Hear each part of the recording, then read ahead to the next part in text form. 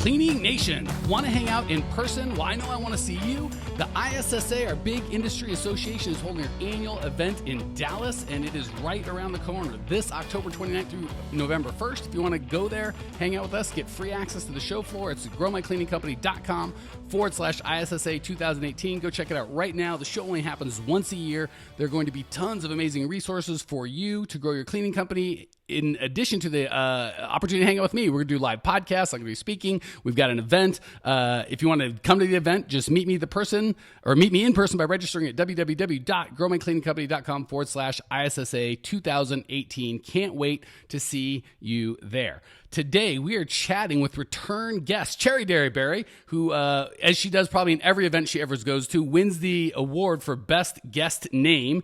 And that is her name and not her maiden name. So I love that Ms. Cheri Berry at one point in life met her husband, Mike Derryberry, and said, I need that in my life. But Cheri owns Compass Cleaning Solutions. They are right here in Phoenix, Arizona. I rarely get to talk to someone right down the road. If you want to reach out to Cheri and her team, you get a hold of them at www.compassphoenix.com.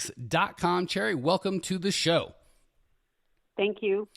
So glad to have you. And Cleaning Nation, if you fall in love with Cheri, which you absolutely will, I will try and link the show notes page to her previous guest appearance on the show so you guys can check that out. Before we jump in with Cheri's question, she's got a really cool business and model. Why don't you kind of give yourself a real introduction and tell the folks how your business is set up so they can be amazed and flabbergasted, and then we'll jump into the coaching piece.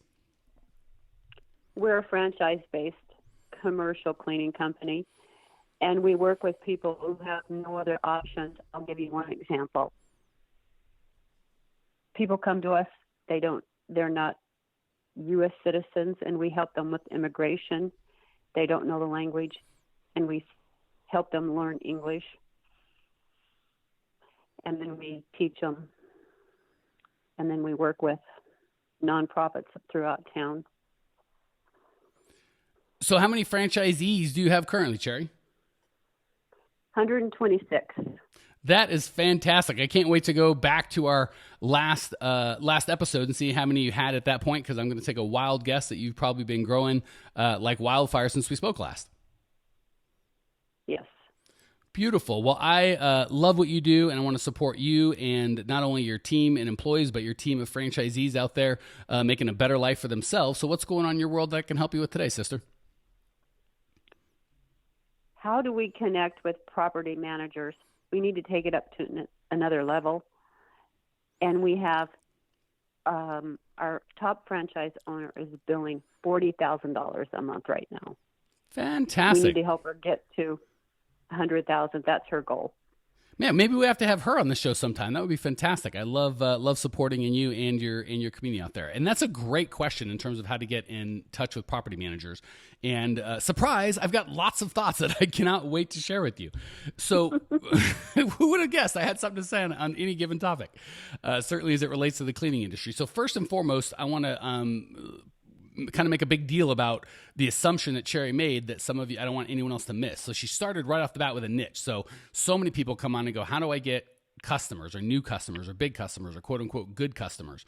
The better question you ask, oftentimes you'll find the better answer you get, whether it's of me or anybody else you're dealing with. And how do I get in touch with property managers is a very specific question. It's going to allow you to get a very specific answer, a lot of more actionable stuff. So everyone listening, just see the power as we're talking about this in terms of having a niche, and as opposed to just going after quote unquote the world. Especially as I start going over this stuff, you might go, wow, that sounds like a lot of work.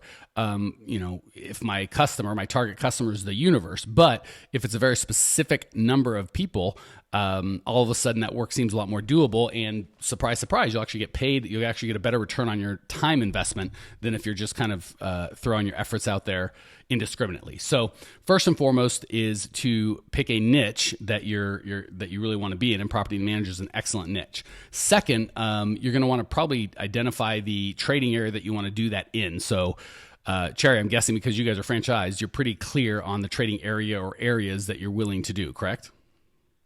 Yes. Okay, so that would be number 2. Number 3 is get a list, right? We want to create a list of every single, certainly if there's less than, thousands and thousands, right? If you're a residential cleaner and your niche is, 20,000 big, maybe not get a list. But when your list is in the hundreds or less than that, you absolutely want to have a physical list of every single human being that, for sure, that makes the decision to hire the services that you offer. Ideally, every single person that either influences the decision or makes a decision or is the gatekeeper to the person making the decision. So again, if your list is 82 people, you can absolutely get all 82 decision makers. Your list might be 200 strong if the decision makers are 82, because you might have gatekeepers and influencers on your list. And when I say that list, you want things like email, phone number, mailing address. The more kind of bits and pieces you have on them, the better you can contact them. Once you have that list, and again, you can certainly buy a list from lots of different vendors that might have 50, 60, 70% of the data correct, and it's going to be months, if not years old. So ideally, we're going to create that list on our own. You can do it yourself. You can pay somebody to scrape data off the internet, to call them and ask them. So I would start by creating a list, and if this is a niche that you're all in on, certainly if the niche is only a couple hundred big, I would make that list on my own as opposed to buying it from somebody else. Chet, the resources I'll give you on that, Chet Holmes in his book Ultimate Sales Machine, I've mentioned on the podcast before, talks about the Dream 100, which is where I got this concept from. That's a great book if you've got a nice small niche that you're going to go. Second thing is I would look to get 10% of the people on that list. A lot of people talk about, I want to start another niche or I want to go a different direction. I wouldn't do that until you get the first 10%. Once you've got that first 10%, it can get a little more expensive to get the next 10% on a given list. So don't kind of expand your niche until you have at least 10%, because those are the easy ones.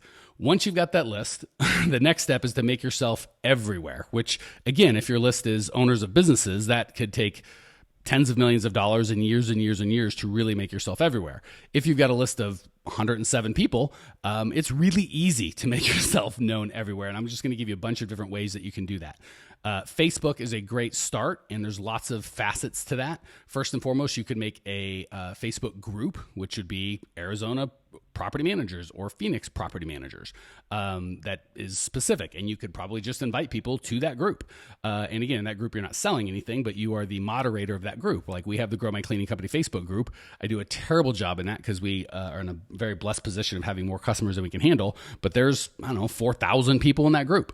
If I chose to kind of, I don't want to say market to that group, but really start contributing and being more intentional about giving value to that group, I'm sure many of those people, if not lots of those people, would want to do business with us. So starting a Facebook group or a LinkedIn group, depending on your niche. Go ahead. Facebook, property managers are on Facebook. Okay, so starting is that a question? Well, no, I'm because the good news is whether it's property managers or owners of restaurants or owners of golf clubs or housewives that want their homes cleaned, the concepts are going to be the same. Certainly, I would say I started with Facebook because it doesn't matter what your niche is. Most people are going to be on Facebook. I just mentioned LinkedIn and say if your niche, I wouldn't do both because it's too much. So find out where your folks are predominantly and go there. Everybody's on Facebook. They have, I think, over 1 billion users a day. So it's a good bet. Whoever your niche is, they're on Facebook. They may or may not be going to solve their cleaning problems on Facebook, but they are there. So certainly a group. Facebook is probably where I'd start. If you've got overwhelmingly people on LinkedIn, you can start a LinkedIn group. It's just the only thing with LinkedIn is the quality there is probably better in that they're going to solve their business problems, but they may not be on LinkedIn as much as they're on Facebook. So starting a Facebook group is great. Lurking in other people's Facebook groups is great. And when I say lurking, I probably should have said add value, right? You want to find other groups that you can join and bring value to them. Don't sell, because the moderator, if he's a good moderator, she's a good moderator, he's going to throw you out. You want to actually connect with the moderator and say, hey, I'm looking to serve and bring value to the people in your group. Is there, some sort of, I can give a special deal, or we're holding a lunch and learn, or, find some way that you can bring the moderator value and the people in that group value. So you can start your own group, which is ideal. It just takes a little longer. You can combine that with going into other people's groups. The second way you can do it is by Facebook ads. And again, with any group, you want to make sure you understand their pain better than anybody else in the world understands their pain. And your Facebook ad is going to just be a pain bullet, right? Are you spending 5 5 times more managing your cleaning company than you are doing your real job. And I'm just making that up based on what I know of property managers. But if it's your niche, you're going to want to know their pain in Arizona better than anybody else in the world.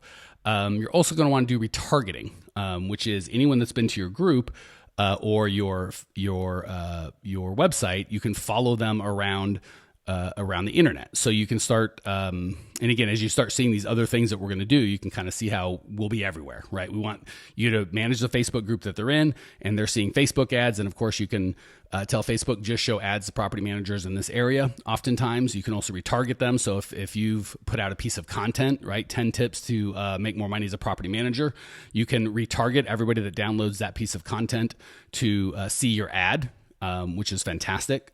Second, you can do industry association events. That is a fantastic way to get in with groups, right? I talked about my group, the people I'm trying to serve, is owners of cleaning companies. Well, guess what? The good people at the ISSA have done a phenomenal job of assembling, 15,000 humans, of which 5,000 will be owners of cleaning companies, and most of the best owners in cleaning companies, the most successful ones, will be all in one physical room once a year. Well, that's fantastic. I'm going to go there.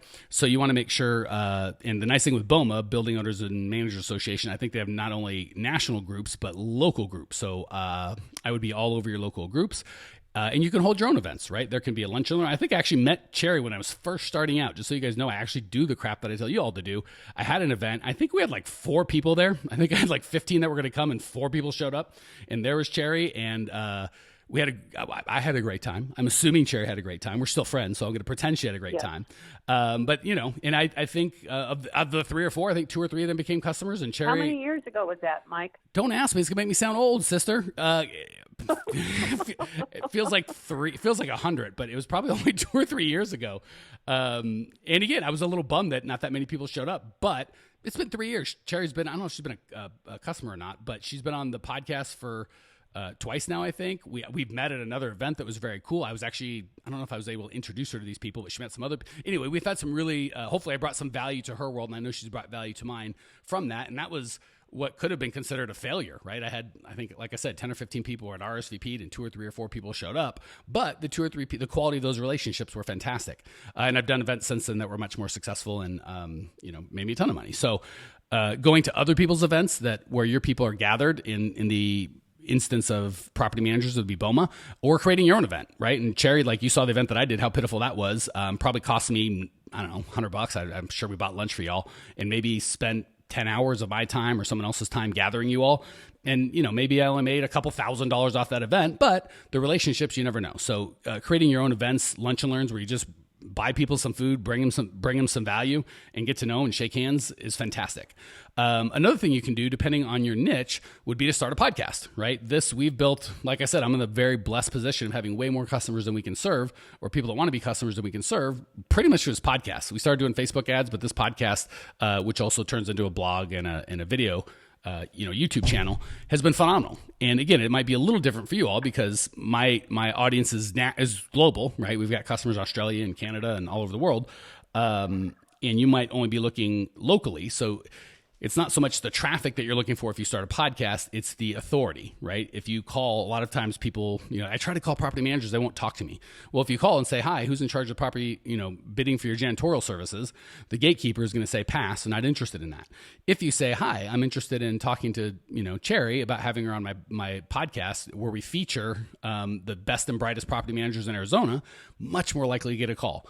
And guess what? Once you talk to them and you're just going to ask them their pain and make them feel special, much more likely you can start building a relationship and doing business. And I'm telling you, especially with property managers, there's some goods and some bads, right? The bads is they're very price sensitive, right? They're looking to kind of decrease the bottom line, whereas people that own the building maybe have a little different goals. So the price sensitive is not great. But the flip side is, they also don't want to look stupid, right? They're very cautious because it's really important that if something goes wrong, they can say, I did my due diligence, I know this person. So they really go with long-term relationships. So this process, I know we're kind of throwing everything at them but the kitchen sink, because with property managers, building that relationship takes longer and is harder than other folks because they're like, hey, maybe you can be even a little cheaper. Maybe you're better, but the people I do now, they're consistent. I've used them forever. I can trust them. If something goes wrong, they'll make it right. And it takes a while for you to build that. So I'm giving you a lot of different stuff that can create that authority and that trust instantly. So Facebook groups, Facebook ads, retargeting, association events, your own events, having a podcast, absolutely do case studies with the people that you have, right? We're so lazy. I probably got 100 different people saying Mike's the best. And we've only got maybe a couple dozen on the website because I'm lazy, but you want lots and lots of your property managers on video when possible, sharing their stories, right? Sharing their stories of, well, before I met Cheri, my life was like this, i.e. terrible. And then something bad happened and I finally, decided I've got to make a change. And then I went with Cheri and now my life's fantastic, right? So as many of those case studies as you can get, certainly if they're in Phoenix, right? So if I'm looking for Phoenix property managers and I've got a Phoenix property manager telling their story, and hopefully you've noticed I said case studies, not referrals or recommendations or testimonials, because if you have a website and on it says testimonials, people might click on it and just look to make sure you have them, and then that's it. If you say case studies, they're much more interested in people like them telling you their stories versus telling you how great Cheri is. But guess what? If you wrap it in a story, in that story, the moral of that story is going to be Cheri's great, and we want to do business with them. What else do I have? Oh, finally, I would definitely use shock and awe packages.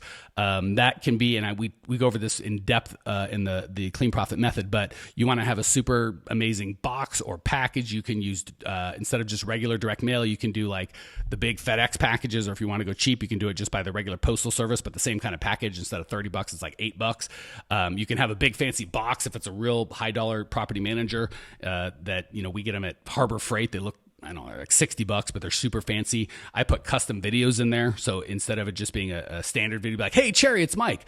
I noticed you came to my Lunch and Learn event. We didn't get to talk as much. So I just wanted to send you a little, we always do lunch and a movie. And then we put in movie snacks like popcorn and stuff, and then like a 5-minute little video to them. And then I'll even stock on Facebook, right? So I'm going to find out who Cheri's favorite band is, or her favorite alcohol, or her favorite whatever. And I'm going to get her a T-shirt, or I have one of my one-on-one clients. I found out he liked Nick Offerman. I sent him a book that was signed by Nick Offerman.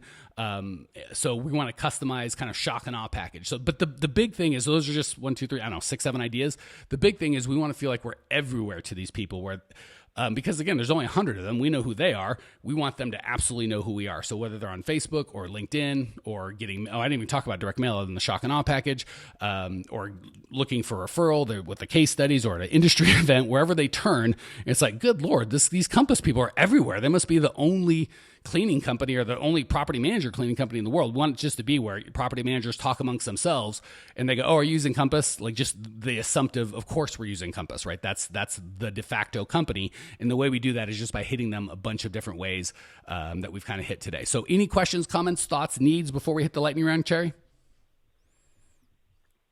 Well, I will share with you one thing that we do when we get a new customer. You use a company called Cutesy, and she puts together a little cake pop thank you gift, and she delivers it. She doesn't work for us. And so many people have said, nobody else in town is doing this. So I love that idea. The only thing I would do is maybe add something like that before they buy, after you give a bid, or after you have your first meeting, or after they come to one of your events. If they love it and it's really making an impact, let's not wait till after they've already given us their money. Let's do it beforehand to give them a taste of how amazing it is to work with us. And then, of course, that doesn't mean you have to stop doing it after as well. But I would definitely move it to the front of the line. All right, let's hit the lightning round. I've been talking way too much. We've got a very, very bright individual on the phone. It's time for me to shut up and let her share some of her good stuff. As we do that, Cleaning Nation, I think this is our last podcast we're going to do with the ISSA because it's coming up so quick. So if you want to hang out with me, all the titans of the industry, go to growmycleaningcompany.com/ISSA 2018 right now and register for your free access to the show. It's coming up soon, just a couple weeks. growmycleaningcompany.com ISSA 2018. All right, let's hit the lightning round. I'm going to ask 3 quick questions. Cheri undoubtedly is going to give me 3 amazing answers. Cheri, what's the best advice you've ever received, either personally or professionally? So keep on trucking. That tells you how old I am. I wasn't going to say anything, but since you self-implicated, we'll let it go. But yes, absolutely. I've often found in business the only time you fail is when you give up, right? If you're still alive and you're still working at your goal, impossible to have failed. So I think that's obviously a less eloquent way than Cheri's beautiful, keep on trucking, but I couldn't agree more. Question number 2, what's the biggest mistake you've made in the cleaning business so we can learn from you and make different, better mistakes? Hire the wrong people. God bless America. I couldn't agree more with that. Hiring the right people makes your job and life so easy, and hiring the wrong people can make you just want to quit whatever business you're in, whether it's the cleaning business or the property manager business or anything else. Well said. All right. I know Cheri's a big reader, so I'm personally excited to hear what she has to say. Cheri, what's the best book you've read in recent history that you can recommend to Cleaning Nation so we can all get some value from it? I've got 2. Think and Grow Rich by Napoleon Hill, and then the last one I just read was Getting Back to Happy by Mark Angel Chernoff. Gotta love Think and Grow Rich. Getting Back to Happy, I think I've been recommended somewhere else before and I haven't read it, but if you love it, I'm going to assume it's fantastic. Cheri, thank you so much for joining us, for sharing your passion, your desire to grow. I appreciate you. I know Cleaning Nation appreciates you. Love to have you back on the show anytime. Cleaning Nation, if you want to check out Cheri's show notes page, all the links that we mentioned, the special video I made just for you on the 5 shifts you need to make to grow your cleaning company, it's all at growmycleaningcompany.com. Check it out now, www.growmycleaningcompany.com. Check it out now. I will see you there. Congratulations! You are now 16% smarter. Still can't get enough cleaning goodness? Go to www.growmycleaningcompany.com for more of the good stuff. Ever want to be rich and famous? Owners of cleaning companies, as well as industry experts, can apply to be featured on the show by emailing our producer Natalie at support@growmycleaningcompany.com. Until then, don't miss out on all the latest cleaning industry lovin' at www.growmycleaningcompany.com. Check it out now.